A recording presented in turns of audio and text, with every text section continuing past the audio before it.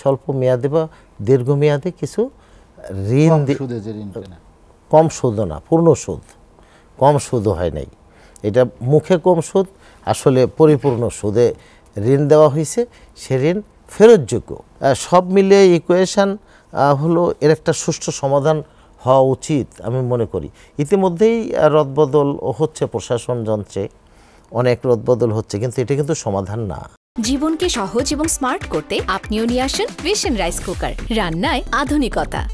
এবং নিজামুদ্দিনও বলেছেন যে করোনার চেয়ে বেশি প্রভাব পড়েছে। করোনা ছিল প্রাকৃতিক দুর্যোগ, আর এটি মানব সৃষ্ট একটি দুর্যোগ, যেটি নিয়ে ব্যবসা বাণিজ্যের একটা অচল আয়তন তৈরি হয়েছে। আপনি কি মনে করেন যে যারা এটার সাথে সংশ্লিষ্ট তারা আসলে গুরুত্ব অনুধাবন করতে পারেনি, বা বাস্তবতা রিয়েলাইজেশনের একটি সময় এসেছে কি না সাম্প্রতিক কয়েকটি কর্মকাণ্ড? যেটি ধন্যবাদ আপনাকে। আজকে আগস্ট মাসের প্রথম দিন, আমাদের জাতীয় শোক দিবস। আজকের এই মাসে যারা শহীদ হয়েছিলেন তাদের সকলের আত্মার মাগফিরাত কামনা করছি, এবং বিগত আন্দোলনে যারা শহীদ হয়েছেন দেশের জন্য, বা তাদের স্বাধিকার আন্দোলন বলতে হবে, এই আন্দোলনে যারা অধিকার বা অধিকার আদায়ের আন্দোলনে যারা শহীদ হয়েছেন তাদেরও আত্মার মাগফিরাত কামনা করছি আমি, এবং যারা অসুস্থ আছেন দ্রুত তাদের সুস্থ হওয়ার জন্য আল্লাহর কাছে প্রার্থনা করছি। আপনি যে প্রশ্নটা করেছেন অনেক গুরুত্ব বহন করে আজকের এই দিনে এই প্রশ্নটা। দেখেন, আন্দোলন নিয়ে আমি কোনো কথা বলতে চাই না, বলতে চাই একটা জিনিস, একটা সভ্য সচেতন মানুষের কাজ এই আন্দোলন না। ছাত্রদের আন্দোলন, নীতিগতভাবে তারা আন্দোলন করতে পারে, এটা খুবই স্বাভাবিক, এবং দীর্ঘদিন তারা করে আসছিল, এবং এটা সহনশীলতার ভিতরেই ছিল। কিন্তু আন্দোলনের হাত বদল হওয়াতে আমার মনে হয় এরকম অদ্ভুত পরিস্থিতির সৃষ্টি হয়েছে, আমি যেটা মনে করি, আমার হিসাবে যেটা আসে। তো এহেন অবস্থার থেকে আমরা যারা এদেশের ব্যবসা বাণিজ্য থেকে শুরু করে প্রত্যেকটা সেক্টর, ব্যবসা তো প্রত্যেকটা সেক্টরে জড়িত। আপনি আন্তর্জাতিক ব্যবসা বলেন, আপনার দেশীয় ব্যবসা বলেন, দেশীয় পণ্যের ক্ষতি, মানুষের ক্ষতি, সব মিলে বিশাল একটা ক্ষতির মুখোমুখি বাংলাদেশ। এবং শুধু বাংলাদেশই না, বহির্বিশ্বে এখন বাংলাদেশ ইমেজ সংকটে ভুগছে, এটা মানতেই হবে আমাদের। যে অবস্থানে থাকি আমরা, বহির্বিশ্বে আমাদের মান সম্মানের যথেষ্ট ক্ষতি হয়েছে। এবং আমি জানি না, আমার থেকে অনেক জ্ঞানী গুণী ব্যক্তিরা হয়তো এখানে বসে আছেন, এবং যারা এই রাষ্ট্র পরিচালনা করছেন নিশ্চয়ই আমার থেকে তারা বেশি ভাবছেন বিষয়টি নিয়ে। তো ব্যবসা বাণিজ্যের বিষয়টা যেটা বলেছেন যে ক্ষতি, এটা তো অপূরণীয় ক্ষতি। মাননীয় প্রধানমন্ত্রী ভাই বলে গেছেন করোনার সময় প্রণোদনা দিয়েছেন। আসলে প্রণোদনা তো এমনি দেওয়া হয় নাই, এটা সরকারের কাছে ঋণ নেওয়া হয়েছে, স্বল্প মেয়াদে বা দীর্ঘমেয়াদে কিছু ঋণ, কম সুদও না, পূর্ণ সুদ, কম সুদও হয় নাই। এটা মুখে কম সুদ, আসলে পরিপূর্ণ সুদে ঋণ দেওয়া হয়েছে, সে ঋণ ফেরতযোগ্য। তো এরকম সুদ দিয়ে ঋণ নেওয়াটা আমাদের ব্যবসায়ী যারা এখানে আছে, বসা আছে, কাজ করতেছে আমার ডানে বামে সামনে, তো প্রত্যেকেরই কম বেশি অভিজ্ঞতা আছে। এটা তো সমাধান না। এবার সমাধান হয়েছে মাননীয় প্রধানমন্ত্রীর কাছে, অ্যাপেক্স বডিতে যারা আছেন তারা নিশ্চয়ই আলোচনা করেছেন, হয়তোবা হয়েও যাবে, কিন্তু এর সমাধান কোথায়? এই জিনিসটা নিয়ে আমরা যারা টেলিভিশনের পর্দায় যারা কথা বলছে, আমরা কিন্তু এটা সমাধান করতে পারবো না। আর আমরা উপদেশ দিলে সেই উপদেশ যে জায়গা মতো পৌঁছবে সেটাও সঠিক না।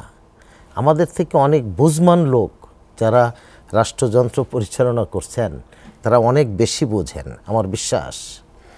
তো আমি ছোট্ট ক্ষুদ্র কয়েকটা কথাই বলতে পারি যে আন্দোলনের জায়গায় থাকবে, রাষ্ট্রের 17টা 18টা গোয়েন্দা সংস্থা আছে, তারা কেন বুঝতে পারে নাই যে একটা অদ্ভুত পরিস্থিতি আসতে পারে?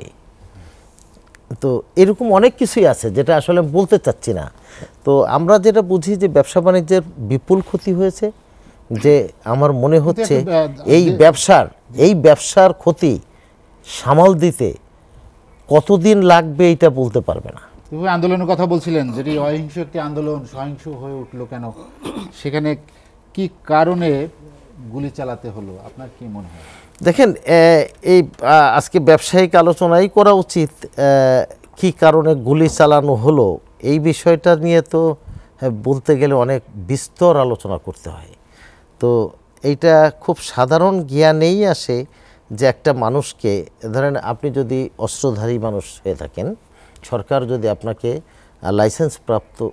লাইসেন্স দিয়ে থাকে, আপনি যখন নিজের জীবন বাঁচানোর জন্য যদি মনে করেন যে আমি আক্রান্ত হচ্ছি, তখন কিন্তু আপনাকে গুলি করার অনুমতি দিয়েছে। সেটা কোথায়? জায়গা আছে। মানুষকে সরাসরি এটাকে বলে গেরিলা যুদ্ধ।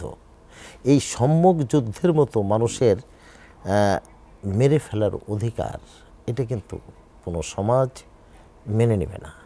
এটা সাধারণ মানুষ যেমনটা মেনে নেবে না, আর সারা বিশ্বের কাছে আমরা কতটা, যে কথাটা আমি বলে গেছি, ইমেজ সংকটে ভুগতেছি।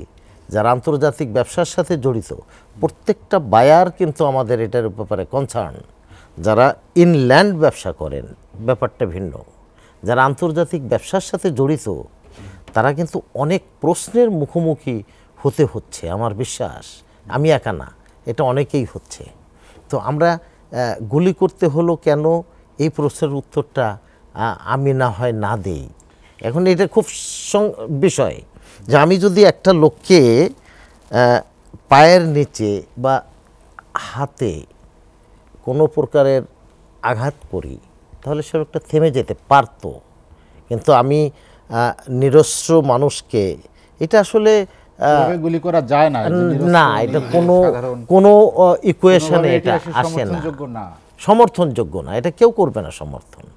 এখন কেউ হয়তো বেশি নিজেকে ফুটিয়ে তুলতে চেয়েছে, এমনও হতে পারে, অথবা কোনো ভুল সিদ্ধান্তও হতে পারে, এমনও হতে পারে। দুটো জিনিসের একটা হবে, প্রভাবিত হতে পারে। হ্যাঁ, কারো দ্বারা প্রভাবিত হতে পারে। এই বিষয়গুলো সব মিলিয়ে ইকুয়েশন হলো এর একটা সুষ্ঠু সমাধান হওয়া উচিত আমি মনে করি।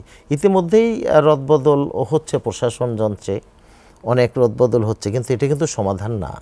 সমাধান মূল খুঁজে বের করতে হয় যে সমাধানটা কোথায়। এই সমাধানের দিকে আমাদের এগিয়ে আসতে হবে। এটা আমরা ব্যবসায়ী, একজন ব্যবসায়ী হিসেবে আমরা উপদেশ দিতে পারি না যে কিভাবে সমাধান করতে হবে। এটা ভালো করেই জানেন যারা ওখানে কাজ করছেন এই বিষয়গুলো নিয়ে, তারা ভালো করেই জানেন যে কিভাবে এই সমস্যার সমাধান করতে হবে। তা আমার মনে হয় তারা ভালো করেই জানেন, যেহেতু বিষয়টা যত দ্রুত সম্ভব দেশের দিকে তাকিয়ে, দেশের ব্যবসা বাণিজ্যের দিকে তাকিয়ে, দেশের ইমেজের দিকে তাকিয়ে, অর্থনৈতিক অবকাঠামো ভেঙে যাচ্ছে, এই সব বিষয় চিন্তা করে কিন্তু উচিত এগিয়ে আসা।